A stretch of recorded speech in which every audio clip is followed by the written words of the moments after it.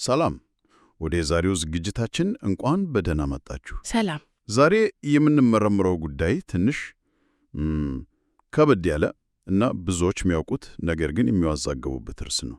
በጣም ይኸውም የራእይ መጽሐፍ ውስጥ ስላሉት ሰባቱ ማኅተሞች፣ ሰባቱ መለከቶች እና ሰባቱ መቅሰፍቶች ነው። አዎ፣ ያው ብዙ ጊዜ ሰዎች እነዚህን ክስተቶች እንደ ሰልፍ አንዱ ካለከ በኋላ ሌላኛው እንደሚመጣ አድርገው ነው የሚያስቡት። በትክክል ብዙ ጊዜ የሚታየው እንደዛ ነው። ነገር ግን ዛሬ የምንመለከታቸው ምንጮች፣ በተለይ እነዚህ ሰንጠረዦችና ማብራሪያዎች ፈጽሞ የተለየ ምስል ነው የሚያሳዩት። እንዴት? ነገሩ እንደ ሰልፍ ሳይሆን አንዱ በሌላ ውስጥ እንደታቀፈ፣ ልክ እንደ ሩሲያ አሻንጉሊቶች አንዱን ስትከፍተው ሌላው ከውስጡ እንደሚወጣ አይነት መዋቅር እንዳለው ነው የሚያስረዱት። ይህ ራሱ በጣም አስገራሚ ሐሳብ ነው።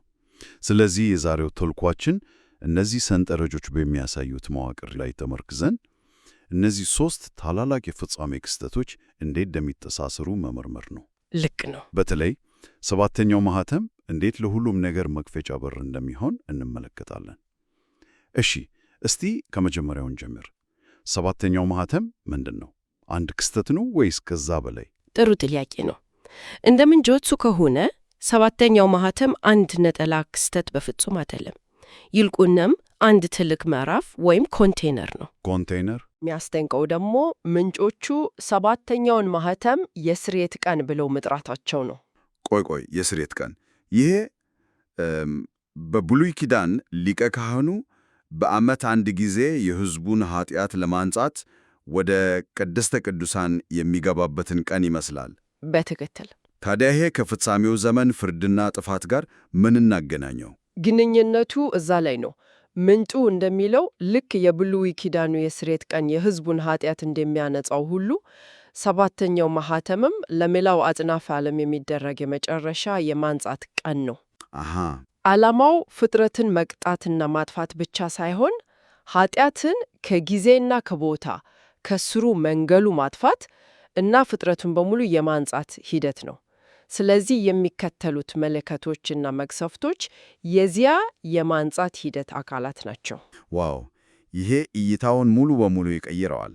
ስለዚህ ሰባተኛው ማኅተም ሲከፈት የማንጻቱ ሂደት ተጀምሯል እንደማለት ነው። ልክ እንደዛ ነው። በሰንጠረዡ ላይ ማኅተሙ ከተከፈተ በኋላ ዕጣን ማጨስ የሚል ነገር አለ።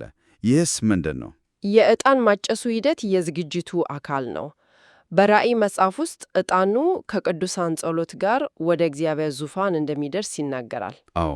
ይህም ማለት በምድር ላይ የነበሩት የቅዱሳን ጸሎቶችና ልመናዎች መልስ የሚያገኙበትና የመጨረሻው የፍርድና የማንጻት ሥራ ሊጀመር መሆኑን የሚያመስር ምልክት ነው። በቃ ሁሉም ነገር ዝግጁ መሆኑን ያሳያል። እሽ፣ ገብቶኛል። ሰባተኛው ማኅተም ይህን ሁሉ ነገር በውስጡ ከያዘ መለከቶቹ ለብቻቸው ለምን አስፈለጉ? የማኅተሙ አካል ከሆኑ ዝም ብለው መፈጸም አይችሉም ነበር? እጅግ በጣም ጥሩ ጥያቄ ነው። በሂደቱ ውስጥ ያላቸው የተለየ ሚና ምንድን ነው? መለከቶቹ የሂደቱ ተለያዩ ምዕራፎች ናቸው። የመጀመሪያዎቹ 6 መለከቶች ለታላቁ የስርየት ቀን እንደ መግቢያው ወይም የክስተቶች መጀመሪያ ሆኖ ያገለግላሉ። እሺ፣ በተለይ ምንጮቹ አምስተኛውንና ስድስተኛውን መለከት ዝም ብሎ ክስተቶች ሳይሆን ወዮታዎች ብለው ነው የሚጠራቸው። አዎ፣ በሰንጠረዡ ላይ ወዮታ የሚል ቃል ተጠቅመዋል። ይሄ ዝም ብሎ መከራ ከማለት በምን ይለያያል? ለምንድነው የተለየ ስያሜ የተሰጠው?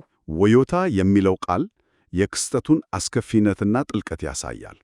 የመጀመሪያው ወዮታ ወይም አምስተኛው መለከት የወደቀው ሰይጣን ስልጣን ሲያገኝ እና የጥልቁን በር ሲከፍት የሚመጣ ነው። አሰቃቂ ይመስላል። ናም። ይህም በምድር ላይ ታይቶ የማይታወቅ መንፈሳዊ ስቃይና ጨለማ የሚጀምርበት ጊዜ እንደሆነ ምንጮቹ አመለክታሉ። ማለቴ በሰዎች ላይ የሚደርስ አካላዊ ሳይሆን ውስጣዊ ስቃይ ነው። ይሄ የመጀመሪያው ወዮታ ከሆነ ሁለተኛው ደግሞ የባሰ ነው ማለት ነው። ስድስተኛው መለከት ሁለተኛው ወዮታ ተብሏል። አዎ፣ ሁለተኛው ወዮታ ነገሩን ወደ ሌላ ደረጃ ያደርሰዋል። በኤፍራጥስ ወንዝ የታሰሩ 4 ኃይለኛ መላእክት ይፈታል። ይህም የአውሬውን አገዛዝ ያስጀምራል እና በዚህም በቅዱሳን ላይ የሚደርሰው ታላቁ መከራ ይጀምራል። ይህ ለቅዱሳን የመጨረሻው የፈተና የእምነት ጥንካሬ የሚለካበት የመከራ ጊዜ እንደሆነ ምንጮቹ በግልጽ ያስቀምጣሉ። እሺ፣ እዚህ ላይ አንድ በጣም ወሳኝ ነጥብ ያለ ይመስለኛል። ሰንጠረዡ በቅዱሳን ላይ የሚደርሰው ታላቁ መከራ ይላል። በኋላ ደግሞ ሌላ ታላቅ መከራ የሚል አለ። አዎ፣ ይህ ማለት መከራው በሁለት ይከፈላል ያለን። በትክክል ይህንን ነጥብ መለየት በጣም አስፈላጊ ነው። ስድስተኛው መለከት በቅዱሳን ላይ የሚደርሰውን የፈተና መከራ ያስጀምራል። ነገር ግን ሰባተኛው መለከት ሲነፋ ነገሮች ይገለበጣሉ። እንዴት? ሰባተኛው መለከት ራሱ ሦስተኛው ወዮታ ተብሎ ይጠራል። በውስጡም ሰባቱን የቁጣ ጽዋዎች ይዟል። እነዚህ የቁጣ ጽዋዎች ደግሞ በአውሬው ላይ የሚደርሰው ታላቁ መከራ ይባላሉ። ገባኝ። ስለዚህ መከራው ለሁለት ተከፍሏል። መጀመሪያ አማኞች ላይ የሚደርስ የፈተና መከራ፣ ቀጥሎ ደግሞ በአውሬውና በተከታዮቹ ላይ የሚደርስ የፍርድ መከራ። ልዩነቱ ይህ ነው። ልዩነቱ ያ ነው። ሰባተኛው መለከት ሲነፋ ትኩረቱ ከቅዱሳን መከራ ወደ አውሬውና ተከታዮቹ ላይ ወደሚወርደው ፍርድ ይሸጋገራል። ያው ለተመረጡት ሲባል የመከራው ዘመን እንዲያጥር ከሚለው ሐሳብ ጋርም ይገናኛል። የቅዱሳኑ የፈተና ጊዜ ያጥር እና የእግዚአብሔር ቁጣ በአመፀኞቹ ላይ ይፈሳል። ስለዚህ ሰባተኛው መለከት በአውሬው ላይ የመጨረሻውን የፍርድ ምዕራፍ ይከፍታል። በጣም ግልጽ ነው። በዚህ በሰባተኛው መለከት ወቅት ምንጮቹ ስለ ሁለት አይነት የስርየት ሂደቶች ይጠቅሳሉ። አንደኛው የማደሪያው ድንኳን እውነተኛ መቅደስ ስርየት ሲሆን፣ ሁለተኛው ደግሞ የመሠዊያው ሲኦል ስርየት ነው። ይሄ ትንሽ ከብድ ይላል። አዎ፣ ቃላቱ ትንሽ ቴክኒካል ናቸው። በቀላሉ ለማስረዳት አንደኛው የሰማይ ቤቱን ማጽዳት ሲሆን፣ ሁለተኛው ደግሞ የምድርና የሲኦልን መሠረት ማጽዳት ነው ማለት እንችላለን። እንደ አጠቃላይ የጽዳት ዘመቻ ማለት ነው። በጣም ጥሩ አገላለጥ ነው። ልክ እንደዛ ነው። እሺ፣ የማደሪያው ድንኳን ስሬት ማለት ሰማያዊውን ስፍራና ከእግዚአብሔር ጋር ያሉትን ፍጥረታት ከኃጢአት ክስ እና ተጽዕኖ የማንጻት ሂደት ነው። የሰይጣን ክስ በሰማይ ይሰማ ስለነበር ያንን ድምፅ እና የኃጢአትን ጥላ ከሰማይ የማስወገድ ሥራ ነው። እና ሁለተኛው የመሠዊያው ሲኦል ስሬት ደግሞ በምድርና በሲኦል ያለውን የኃጢአት ስርና ውጤትን የማጥፋት ሂደት ነው። በአጠቃላይ ከሰማየ ሰማያት እስከ ሲኦል ድረስ የሚደረግ አጠቃላይ የማንጻት ዘመቻ ነው። እሺ፣ ይሄ ሁሉ ውስብስብ ሂደት፣ ይሄ ሁሉ የማንጻት ሥራ ለምንድን ነው? የዚህ ሁሉ የመጨረሻ ግብ ምንድን ነው? ከአንዱ ሰንጠረዥ ላይ አንድ በጣም መሠረታዊ የሚመስል ሐሳብ አግኝቻለሁ። ምን የሚል? እንዲህ ይላል፣ ሰባተኛው ማኅተም ኢዚኳልዱ የፍጥረታትን ነጻ ፈቃድ ፍጹም የማድረግ ሂደት። ይህ ምን ማለት ነው? ፍርድና መቅሰፍት እንዴት የነጻ ፈቃድን ፍጹም ሊያደርግ ይችላል? ይሄ የጠቅላላው ነገር እምብርት ነው። ጥያቄው በጣም ወሳኝ ነው።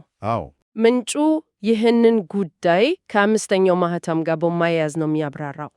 አስታውስ፣ አምስተኛው ማኅተም ሲከፈት የብዙዎች ሰማይነት እንደሚከሰት ይናገራል። አዎ፣ በመሠዊያ ስር ሆኖ እስከ መቼ ያሉ የሚጮኹት ነፍሳት ታሪክ። ልክ እነሱ የሰማይነታቸው ድርጊት ነው ክልፉ። ምንጩ ይህንን ክስተት ከዮሐንስ 15:13 ጋር ያገናኘዋል። ጥቅሱ ሰው ስለ ወዳጆቹ ነፍሱን አሳልፎ ከመስጠት የበለጠ ፍቅር የለውም። እሺ፣ የሰይጣን የመጀመሪያ ክስ ምን ነበር? የእግዚአብሔር ትእዛዝ ከባድ ነው፣ ሊፈጸም አይችልም፣ ፍጥረታት የሚታዘዙት ጥቅማቸውን ሲያስቡ ብቻ ነው እንጂ ከልባዊ ፍቅር የተነሳ አይደለም የሚል ነበር። ይህ ክስ በሰማይ በመላእክት መካከል ጥርጣሬን ፈጥሮ ነበር። ቆይ፣ ይህ ማለት የፍጻሜው ዘመን ክስተቶች ዋና ዓላማ ቅጣት ሳይሆን ፍጥረታት በራሳቸው ፍቃድ እግዚአብሔርን መውደድና እስከ ሞት ድረስ መታዘዝ እንደሚችሉ ለማረጋገጥ የሚደረግ ኮስሚክ ማረጋገጫ ነው ያልሽ ነው? በትክክል። ሰማያቱ ምንም አይነት መከራና ስቃይ ቢደርስባቸውም እስከ መጨረሻው ድረስ በእግዚአብሔር ላይ ያላቸውን ፍቅርና ታማኝነት በነጻ ፈቃዳቸው ሲገልጹ የሰይጣንን ክስ ውሸት መሆኑን ለሙሉ አጽናፈ ዓለም ያረጋግጣሉ። ዋው! የእነሱ መስዋዕትነት የእግዚአብሔር ትእዛዝ በፍቅር ሊፈጸም ይችላል የሚል ሕያው ምስክርነት ይሆናል። ይህ እኮ ሙሉን የራእይ መጽሐፍ ይታይ ይቀይረዋል። ስለዚህ የሰማያቶቹ ድርጊት የኃጢአት መነሻ የሆነውን ጥርጣሬ ከፍጥረታት አእምሮ ውስጥ ያስወግዳል ማለት ነው። አዎ፣ ያ ማረጋገጫ ሲገኝ በፍጥረታት በመላእክትም በቅዱሳን ዘንድ የነበረው ጥርጣሬ ይወገዳል። በዚህም ወደፊት የኃጢአት ዕድል እንዳይኖር ያደርጋል። ለዚህ ነው ነጻ ፍቃድ ፍጹም ይሆናል የሚለው። ልክ ነው። በነጻ ፍቃዳቸው ያለምንም ጥርጣሬ እግዚአብሔርን ሙሉ በሙሉ ለመውደድ እና ለመታዘዝ ይመርጣሉ ማለት ነው። ይህ ደግሞ ሰማዕታቱ ወደሚገቡበት ወደ መጀመሪያው ትንሣኤ ወይም ምንጩ እንደሚለው ወደ ተሻለ ትንሣኤ ይመራቸዋል። በጣም ግልጽና አስደናቂ ሐሳብ ነው። እሺ፣ ይህ ሁሉ ሂደት ካለቀ በኋላ፣ ይህ ኮስሚክ ማረጋገጫ ከተፈጸመ በኋላ ነገሮች እንዴት ይጠቃለላሉ? በሰንጠረዦቹ ላይ የተቀመጠውን የመጨረሻውን የክስተቶች ቅደም ተከተል እንመልከት። ይህ ቅደም ተከተል የፍጻሜውን ስዕል ያጠናቃል። እሺ፣ አንደኛ 7ቱ መቅሰፍቶች ያበቃሉ ይላል። ይሄ ማለት በአውሬው ላይ የወረደው ፍርድ ይጠናቀቃል ማለት ነው አይደል? አዎ፣ 7ቱ የቁጣ ጽዋዎች ሙሉ ለሙሉ ይፈሱና የፍርዱ ምዕራፍ ይጠናቀቃል። ሁለተኛ በአውሬው ላይ ፍርድ ይካሄዳል። ይህ ምናልባት የአርማጌዶንን ጦርነት እና የአውሬውን ሥርዓት ሙሉ በሙሉ መደምሰስን ይጨምራል። ልክ ነው። ሥርዓቱም ሙሉ በሙሉ ይፈርሳል። ሦስተኛ ወደ ምድር መምጣት ይፈጸማል። ቀደም ሲል በአየር ላይ መምጣት የሚል አይተን ነበር። ስለዚህ ይሄ የተለየ ነው። አዎ፣ የተለየ ነው። የመጀመሪያው ቅዱሳን ሲሆን፣ ይህኛው ግን መንግሥቱን በምድር ላይ ለመመስረት እስከ ምድር ድረስ መምጣቱን ያመለክታል። አራተኛ ለሲኦል ስርየት ይደረጋል። ይሄ ቀደም ብለን ያነሳነው የአጠቃላይ ጽዳት ሁለተኛው ክፍል ነው። አዎ፣ ይሄ ኃጢአትና ሞት ከስር መሠረታቸው እንዲወገዱ የማድረግ የመጨረሻው የማንጻት ሥራ ነው። ምንም ነገር ሳይቀር ይጠራል። ልክ ነው። አምስተኛ አዛዜል ሰይጣን ይታሰራል። ይሄ ለ1000 ዓመት የሚሆነው እስራት ነው። በትክክል የክፋት ምንጭ ለጊዜው እንዲወገድ ይደረጋል። ይህም በምድር ላይ የሰላምና የጽድቅ ዘመን እንዲጀምር በር ይከፍታል። በመጨረሻም ስድስተኛ የዳስ በዓል ይከበራል። ይህ ምንን ያመለክታል? ለምን በዓል አስፈለገ? የዳስ በዓል በእስራኤል በዓላት ውስጥ የመጨረሻውና የደስታ በዓል ነው። ያው የመከሩ ወቅት አልቆ ሁሉም ነገር ተሰብስቦ ሕዝቡ ከእግዚአብሔር ጋር በደስታ የሚያክበርበት ነው። አሃ፣ እንደ ፍጻሜ ማለት ነው። በትክክል እዚህ ላይም የመከራው ዘመን አልፎ መከሩ ማለቴ የዳኑት ተሰብስቦ የእግዚአብሔር ከሕዝቡ ጋር የመሆኑን የድሉና የዘላለም ዕረፍትን መጀመሪያ ያመለክታል። የድራማው አስደሳች ማጠናቀቂያ ነው። በጣም ግልጽ ነው። እንግዲያው በዛሬው ዳሰሳችን አንድ መሰረታዊ ነገር ተምረናል። 7ኛው ማኅተም፣ 7ቱ መለከቶችና 7ቱ መቅሰፍቶች እንደ ሰልፍ ተራ በተራ ይመቱ ሳይሆን አንዱ በሌላ ውስጥ የታቀፉ መሆናቸውን ተመልክተናል። አዎ፣ 7ኛው ማኅተም አንድ ትልቅ ሳጥን ነው። ስንከፍቶ በውስጡ 7ቱ መለከቶች አሉ። ደግሞ 7ኛው መለከት ስንከፍት በውስጡ 7ቱ መቅሰፍቶች ይገኛሉ። ከሁሉም በላይ ደግሞ የዚህ ሁሉ ሂደት ዋና ዓላማ ጥፋትና ቅጣት ብቻ ሳይሆን እግዚአብሔር የፍጥረታትን ነጻ ፍቃድ ፍጹም ለማድረግና የሰይጣንን ክስ ለመመለስ የተጠቀመበት ኮዝሚክ ማረጋገጫ መሆኑን ተመልክተናል። እውነት። ይህ በእርግጥም የራእይን መጽሐፍ በሌላ እይታ እንድንመለከት የሚያስገድድ ነው። ለማሰላሰል አንድ የመጨረሻ ሐሳብ ልተው። እሺ። እነዚህ ምንጮች ሰማዕትነትን እንደ አሳዛኝ ሽንፈት ብቻ ሳይሆን የእግዚአብሔርን ፍቅርና ፍትሕ የሚያረጋግጥና ለመጨረሻው ቤዛነት ቁልፍ የሆነ ታላቅ የድል ድርጊት አድርገው ያቀርቡታል። ታላቁ መሥዋዕትነት የፍጻሜውን ዘመን ዕቅድ የመጨረሻውን ምዕራፍ የሚከፍት ቁልፍ ነው ብሎ ማሰብ ስለ መከራና መሥዋዕትነት ባለን አመለካከት ላይ ምን አይነት ለውጥ ሊያመጣ ይችላል?